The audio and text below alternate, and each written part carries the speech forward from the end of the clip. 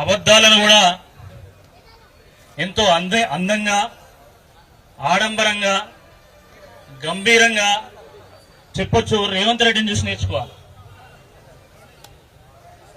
ఆయన చెప్పే అబద్ధాలు మళ్ళా మనకు చెప్పలేక మైకులు ఉరేసుకునే పరిస్థితి వచ్చింది. ఆగస్టు 15వ తేదీ నుండి ఏ స్టేజ్ ఎక్కితే ఆ స్టేజ్ దగ్గర ఒకటే దంచుడు. నేను అందరికీ రుణమాఫీ చేసిల్లా అందరికీ రుణమాఫీ చేసిల్లా? ఒకసారి రుణమాఫీ కానటువంటి వాళ్ళందరూ చేయొద్దండి. ఇక్కడ ఉన్న ఒక్కరు కూడా రుణమాఫీ కాలే. రుణమాఫీ కానటువంటి వాళ్ళందరూ కూడా ఈ ధర్నాకు వచ్చిళ్ళు. ఈ ధర్నా చూసైనా రేవంత్ రెడ్డికి బుద్ధి రావాలి.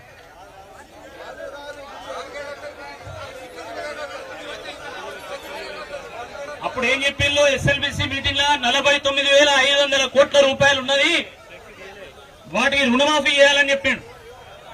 మళ్ళీ తానే స్వయంగా కేబినెట్ మీటింగ్ పెట్టి ఏం చెప్పిండు? 31,000 కోట్ల రూపాయలు రుణమాఫీ చేయాలన్నాడు. బడ్జెట్ లో ఏం చెప్పిండు? 26,000 కోట్ల రూపాయలు రుణమాఫీ చేయాలన్నాడు. తీరా చూస్తే 18,000 కోట్ల రూపాయలు రుణమాఫీ చేస్తామని వాళ్ళే చెప్తున్నారు. మళ్ళా చారాన కోడికి బారాన మసాలా అన్నట్టు ఈయన సగం మంది కూడా రుణమాఫీ చేయలే, కానీ 200 కోట్లు పెట్టి ఈనాడు, సాక్షి, ఆంధ్రజ్యోతి అన్ని పత్రికలకు యాడ్స్ ఇచ్చిండు. అవునా కాదా? ఆ రోజు ఎన్నికల సందర్భంగా 10 ఏళ్లు అధికారంకు దూరమై ఆగవాగమైనటువంటి కాంగ్రెస్ పార్టీ తోడేలు లెక్క తెలంగాణ మీద పడ్డది. ఎక్కడ చెయ్యి జారిపోతుందో అని 6 గ్యారెంటీలు ఇచ్చి 420 హామీలు ఇచ్చింది. ఒకటి కొంటే ఇంకోటి ఫ్రీ అన్నట్టు, అంగట్ల సరుకుకు అర్రాసు వాడినట్టు ఎన్నికలలో హామీల పేరు మీద అర్రాసు పాట వాడి ఓట్ల పాటలు వాళ్ళు గెలవడం జరిగింది. మనం అందరం ఏమనుకున్నాం? సరే మంచిది, ఎన్నికలు అయిపోయినాక హామీలు నెరవేరుస్తారని మనం అనుకున్నాం. కానీ ఆ ఆఫర్లు ఆషాఢం ఆఫర్ల లెక్క, అమెజాన్ ఆఫర్ల లెక్క అని మనం అనుకోలే, మోసపోయాను. మామూలుగా షాపింగ్ మాల్ల దగ్గర ఏం చేస్తారు? 50% ఆఫ్, 70% ఆఫ్, 10% కే ఇస్తామంటారు. కానీ కింద టర్మ్స్ అండ్ కండిషన్స్ అని పెడతారు. కానీ కాంగ్రెస్ పార్టీ ఇచ్చినటువంటి హామీల్లో ఎక్కడ కూడా కండిషన్స్ అప్లై అని కూడా పెట్టలే ఎక్కడన్నా. కానీ ఈ రోజు ఏం చెప్తున్నారు? రేషన్ కార్డులో ఒక పేరున్నది, పాస్బుక్ లో ఒక పేరున్నది కాబట్టి నీకు ఇయ్యా, అంతేనా? ఆధార్ కార్డులో ఒకటి ఉన్నది, పాస్బుక్ లో ఉన్నది కాబట్టి నేను ఇయ్యా. మీ ఇంట్లో ప్రభుత్వ ఉద్యోగిగా ఉన్నాడు కాబట్టి మేము రుణమాఫీ చేయను. మీ ఇంట్లో మీ మనవడు ట్యాక్స్ కడతాను కాబట్టి నేను రుణమాఫీ చేయను, అంతేనా? కాంగ్రెస్ పార్టీ, కాంగ్రెస్ ప్రభుత్వము ఇది కండిషన్ల ప్రభుత్వం. ఇది ఇంటికొక్కరికి కండిషన్ పెడుతున్నారు. ఉద్యోగస్తులు లేకపోతేనే ఇస్తామని కండిషన్ పెడుతున్నారు. ఇది కట్టింగ్ల ప్రభుత్వం, కట్టింగ్ల ప్రభుత్వము. ఈరోజు ఇంట్లో ఉద్యోగులు ఉంటే ఇవ్వమంటున్నారు. అందుకనే కట్టింగ్ల ప్రభుత్వం. ఇది కన్నింగ్ ప్రభుత్వము.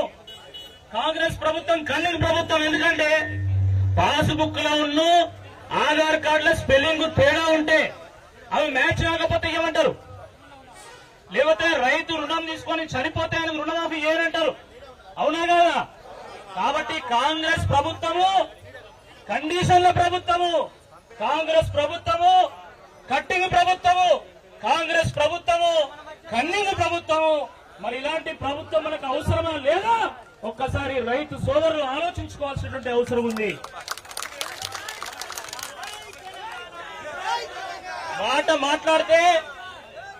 మాట మాట్లాడితే ఈరోజు కేసీఆర్ గారిని విమర్శిస్తా ఉన్నారు. ఈ దేశంలో చాలా మంది పెద్ద పెద్ద డైలాగులు కొట్టిళ్ళు, పెద్ద పెద్ద నినాదాలు ఇచ్చిళ్ళు. జై జవాన్ జై కిసాన్ అన్నారు, గరీబీ హటావో అన్నారు, రైతే రాజు అన్నాడు. కానీ నిజంగా వ్యవసాయాన్ని సంక్షోభం నుండి గట్టెక్కించి నిజంగా వ్యవసాయదారులకు ఏమైనా చేసిండు అంటే అది కేవలం దేశ చరిత్రలో కేవలం కేసీఆర్ గారు మాత్రమే. రైతు బంధు ఇచ్చిండు, రైతు బీమా ఇచ్చిండు, డ్యాములు కట్టిండు, రిజర్వాయర్లు కట్టిండు, కాలువలు నవ్విండు, సబ్సిడీలు ఇచ్చిండు, పంటను కొనుగోలు చేసిండు.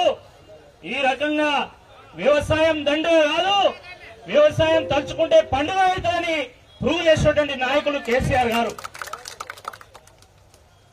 మీలాగా నినాదాలు ఇవ్వలే, విధానాలు రూపొందించిండు. మీలాగా డైలాగులు కొట్టలే, డ్యాములు కట్టిండు. మీలాగా కహానీలు చెప్పలే, కాలువలు తవ్విండు. మీలాగా పైసలు వినలే, పథకాలు ఇచ్చిండు. మీలాగా రైతులను ఆగమాగం చేయలే, రైతు ఆత్మహత్యలను ఆపిండు. మరి అటువంటి కేసీఆర్ గారి మీద ఈ రోజు మీరు మాట మాట్లాడితే ఇదే రైతులు కన్నీరు చేస్తారని చెప్పడానికే ఈరోజు దయాకర్ రావు గారు ఈ వరంగల్ వేదికగా ఈ యొక్క ధర్నాను ఏర్పాటు చేయడం జరిగింది. ఆ రోజు కాంగ్రెస్ పార్టీ నాయకులు, ముఖ్యంగా వాళ్ళ అధినాయకులు రాహుల్ గాంధీ గారు వరంగల్కి వచ్చి వరంగల్ వేదికగా రైతు డిక్లరేషన్ ఇవ్వడం జరిగింది. వాస్తవమేనా కాదా? అదే వరంగల్ వేదిక నుండి ఈ ప్రభుత్వాన్ని ప్రశ్నించడానికే మనందరి అభిమాన నాయకుడు దయాకర్ రావు గారు ఈ వేదికను ఏర్పాటు చేయడం జరిగింది. మీరందరూ కూడా స్వచ్ఛందంగా రావడం జరిగింది.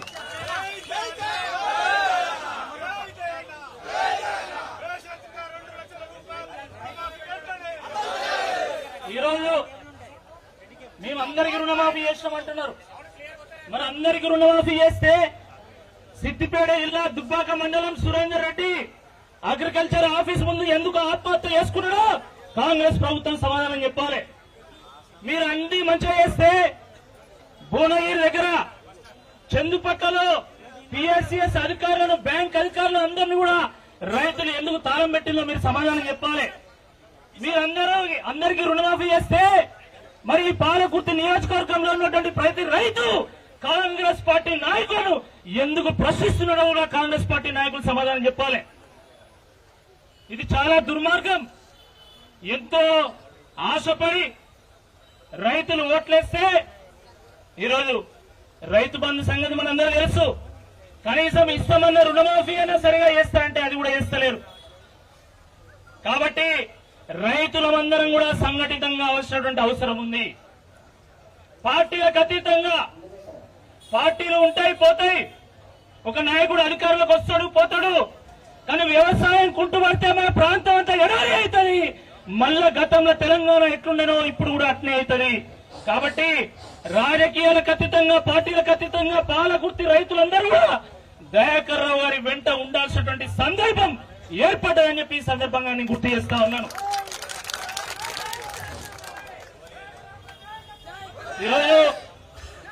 ఈరోజు ఎంతో కొంత రైతుల గురించి చర్చ జరుగుతున్నది అంటే అది కేవలం బీఆర్ఎస్ పార్టీ వల్లనే గుర్తుపెట్టుకోండి. హరీష్ రావు గారు ఉద్యమంలో ఏ విధంగానైతే గడ్డి పోచల్లాగా పదవులను తృణప్రాయంగా పక్కన పెట్టిండో అదేవిధంగా మా తెలంగాణ రైతుల పొట్టగొడుతున్నావు, దమ్ముంటే నువ్వు రుణమాఫీ చేయి, నేను రాజీనామా చేస్తా అని చెప్పేసి వారు ప్రకటించడం జరిగింది. దానివల్లనే కనీసం ఈరోజు 40 మందికో ఊళ్ళో 50 మందికో ఈరోజు రుణమాఫీ జరిగింది. లేకపోతే రుణమాఫీ గురించి కాంగ్రెస్ పార్టీలు పట్టించుకుంటారా?